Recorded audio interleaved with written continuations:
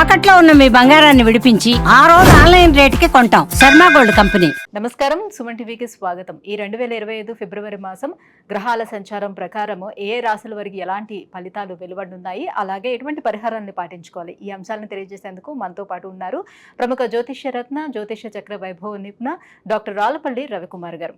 గురుగారు నమస్కారం. శరదిందు సమాకారే పరబ్రహ్మ స్వరూపిణి వాసరాపీఠ నిలయే సరస్వతి నమస్తుతే. అందరికీ నమస్కారం. ముఖ్యంగా సుమన్ టీవీ ప్రేక్షకులకి నమస్కారం. గురుగారు, ముందుగా ద్వాదశ రాశుల వారికి ఎలా ఉండబోతుందో తెలుసుకునే ముందు ఈ నవగ్రహాలు సంచారం ఎలా ఉంది, ఎలాంటి ఫలితాలను ఇస్తున్నాయో తెలియజేస్తారా? ఫిబ్రవరి 2025 మాస ఫలితాల్లో నవగ్రహాలు ద్వాదశ రాశుల్లో ఎక్కడున్నాయో ఇప్పుడు తెలుసుకుందాం. ముందుగా రవి వచ్చేసి మనకి కుంభరాశిలో ఉంటారు. అలాగే కుజుడు వచ్చి మనకి మిథున రాశిలో ఉన్నారు. అలాగే రాహు మనకి మీనరాశిలో ఉన్నారు. అలాగే గురువు మనకి వృషభ రాశిలో ఉన్నారు. శని స్వస్థానమైన మనకి కుంభరాశిలో ఉన్నారు. అలాగే బుధుడు వచ్చి మనకి అదే కుంభరాశిలో ఉన్నారు. కేతు మనకి కన్యారాశిలో ఉన్నారు. ఇంకా ఆఖరిగా శుక్రుడు మటుకు ఉచ్చస్థానంలో ఉన్నారు. శుక్రుడు కూడా ఒక 2-3 నెలల దాకా మనకి ఉచ్చస్థానంలో ఉంటారు. ముఖ్యంగా మొన్నటిదాకా మనం చెప్పుకున్నాం 27 అక్టోబర్ నుంచి ఫిబ్రవరి 21 వరకు కుజుడు నీచ స్థానంలో ఉండడం వల్లనే యాక్సిడెంట్లు జరగడం, ఈ ఫైర్ యాక్సిడెంట్స్ జరగడం, విపరీతమైన మేజర్ యాక్సిడెంట్స్ అన్ని రోడ్ల మీద కానీ అవి కానీ జరగడం, చాలామంది చనిపోవడం లాంటివన్నీ కూడా జరిగాయి. సో దేవుడి దేవల ఆ కర్కాటక రాశి నుంచి కుజుడు నీచత్వం అనేది 21 జనవరితో వెళ్ళిపోయిందండి. సో ముఖ్యంగా కర్కాటక రాశి వారికి, సింహరాశి వారికి, మీన రాశి వారికి ఈ 3 రాశులకి యోగకారకుడైన కుజుడు నీచలో ఉన్నాడు కాబట్టి డబ్బు ఖర్చు, హెల్త్ ప్రాబ్లం, మాట పాటం ఇలాంటివన్నీ కూడా జరిగాయి. దేవుడిదలు అవన్నీ కూడా ఇప్పుడు తొలగిపోయినమని చెప్పుకోవచ్చు.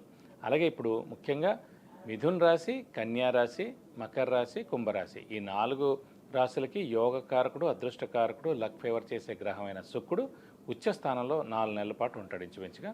సో మనకి ఫిబ్రవరి 1 నుంచి. కాబట్టి వీళ్ళందరూ కూడా విపరీతంగా అన్ని విధాలు కూడా బాగా కలిసి వస్తుందని చెప్పుకోవచ్చు. ఇవ్వండి ద్వాదశ రాశుల్లో నవగ్రహాలు ఈ స్థానాల్లో ఉన్నాయి. గురుగారు, మరి ఫిబ్రవరి మాసం కుంభరాశి వారికి ఎలా ఉండబోతుంది? వీళ్ళు కూడా ఏలినాటి శనిలో ఉన్నారు కాబట్టి వీళ్ళకి ఎటువంటి ఫలితాలు ఈ ఫిబ్రవరి మాసంలో వెలువడనున్నాయి? ఇక 11వ రాశి అయిన కుంభరాశి. కుంభరాశి అనగానే మనకి ధనిష్ట 3-4 పాదాలు, శతభిషం 1-2-3-4 పాదాలు, అలాగే పూర్వభాద్ర 1-2-3 పాదాలు, ఈ నక్షత్రాల సమూహంతో మనకి కుంభరాశిలోకి వస్తుంది. ఈ రాశి వారికి కొంచెం మిశ్రమంగా ఉందని చెప్పుకోవాలి. ఎందుకంటే రాశిలోనే శని ఉండడం, ద్వితీయ స్థానంలో రాహు ఉండడం, అష్టమ స్థానంలో కేతు ఉండడం, చతుర్థ స్థానంలో గురువు ఉండడం, ఇవన్నిటి వలన ఏంటంటే కొంచెం మిశ్రమంగా ఉందని చెప్పుకోవాలి. ద్వితీయ స్థానంలో రాహు ఉండడం చేత వాక్ స్థానం, కుటుంబ స్థానం, నేత్రస్థానం, ధనస్థానం అయిందండి ద్వితీయ స్థానం.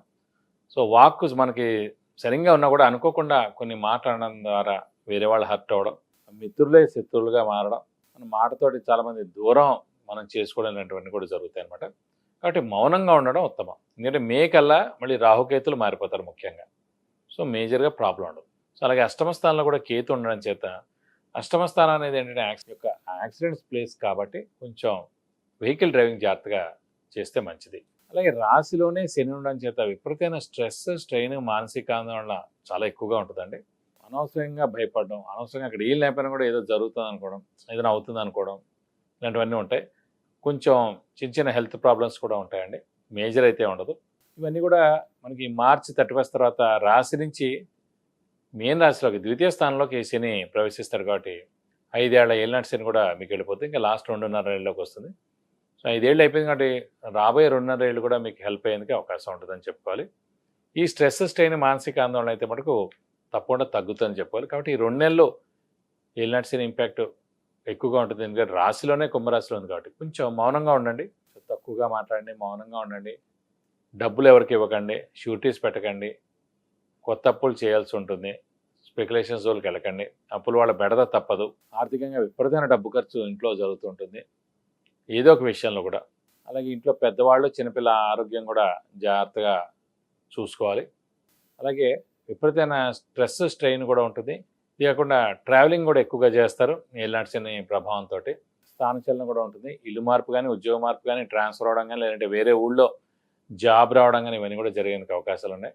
కొంచెం మౌనంగా ఉంటే కనుక ఈ 2 నెలలు శని మార్పుతోటి, రాహు కూడా మార్పు, కేతు కూడా మార్పుతోటి మెల్లమెల్లగా మీకు బాగుండేందుకు అవకాశం ఉంది. ఇవన్నీ ఇన్ని మైనస్ ఉన్నా కూడా యోగకారకుడు, అదృష్టకారకుడు, లక్ ఫేవర్ చేసే గ్రహం కుంభరాశి కూడా శుక్రుడే అయ్యాడండి. అలాంటి శుక్రుడు ఉచ్చ స్థానంలో ఉన్నాడు కాబట్టి అనుకోకుండా ఈ 4 నెలలు అంటే 4 నెలలు ఉంటాడండి. వాడు తప్పకుండా మీకు మేలే జరిగేందుకు అవకాశాలు ఎక్కువగా ఉన్నాయి. గురుగారు, మరి చతుర్థ స్థానంలో వీళ్ళకి గురువు ఉన్నాడు కాబట్టి విద్యార్థులకి ఎలా ఉండబోతుంది? విద్యార్థులకి సువర్ణ అవకాశం చెప్పుకోవచ్చు. ఎందుకంటే విద్యాస్థానం అనేది చతుర్థ స్థానం అండి. సో అలాంటి చతుర్థ స్థానంలో విద్యాకారకుడైన అంటే మంచి యోగం కావాల్సిందంటే కనుక గురువు చాలా బాగుండాలండి. జ్ఞానం రావాలన్నా, మంచి విద్య రావాలన్నా కూడా గురువు చాలా బాగుండాలి.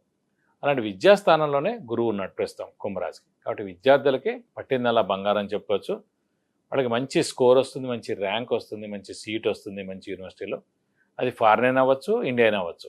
స్థానచలనం ఎలాగ ఉంది ఏలినాటి శని కాబట్టి ఫారెన్ ట్రై చేస్తానికి అక్కడ ఉన్నత విద్య అభ్యసించేందుకు అవకాశాలు ఎక్కువగానే. అంటే ఇక్కడ ఉన్నా కూడా ఇండియాలో వేరే స్టేట్లో మంచి సీట్ వచ్చి ర్యాంక్ వచ్చి ఆ యూనివర్సిటీలో చదువుకునేందుకు అవకాశం ఉంది. ఎందుకంటే స్థానచలనం కూడా ఉంది కాబట్టి విద్యార్థులకి సువర్ణ అవకాశం అని చెప్పి చెప్పుకోవచ్చు. గురుగారు, మరి కుంభరాశి వారు ఈ ఫిబ్రవరి మాసం అంతా ఎలాంటి పరిహారాలను పాటించుకుంటే బాగుంటుంది? ఈ కుంభరాశి వారి పరిహారాలు ముఖ్యంగా పాటించేది ఏం లేదండి. ముఖ్యంగా మనం చెప్పుకునే శని గురించే కాబట్టి ఏలినాటి శని ప్రభావం ఎక్కువగా ఉంది కాబట్టి ఏలినాటి శని ఇంకా 2.5 సంవత్సరాలు ఉంది కాబట్టి ప్రతి శనివారం ఉపవాసం ఉండడం, అలా వీలైతే ఒక శనివారం రోజు రక్తదానం చేయడం, శివుడిని ఎక్కువగా ఆరాధిస్తే చాలా మంచిదండి. ప్రతి సోమవారం శివుడి టెంపుల్కి వెళ్ళి 41 ప్రదక్షిణాలు చేస్తే మంచిది. అలాగే మంగళవారం, శనివారం కూడా ఆంజనేయ స్వామికి ప్రీతి కాబట్టి ఆంజనేయ స్వామి గుడికి వెళ్ళి 41 ప్రదక్షిణాలు చేస్తే కూడా చాలా మంచిది. లేకపోతే శివుడికి అభిషేకంగా అర్చనగా చేస్తే మంచిది. అలాగే ఆంజనేయ స్వామికి ముఖ్యంగా తమలపాకుల పూజ, సింధూర పూజ, వడమాల సమర్పిస్తే కూడా చాలా మంచిది. అలాగే వీలైతే ప్రతిరోజు శివుడు అష్టోత్తరం, ఆంజనేయ స్వామి అష్టోత్తరం చదువుకుంటే కనుక మీకు అన్ని విధాలా మంచి చేకూరుతుంది. విద్య, ఉద్యోగం, విదేశీయానం, వివాహం, వాహనం, గృహం, ఇలా అన్ని విషయాల గురించి తెలుసుకోవాలంటే కింద స్క్రోల్ అవుతున్నటువంటి నెంబర్లకి కాల్ చేసి గురుగారు అపాయింట్మెంట్ పొందవచ్చు.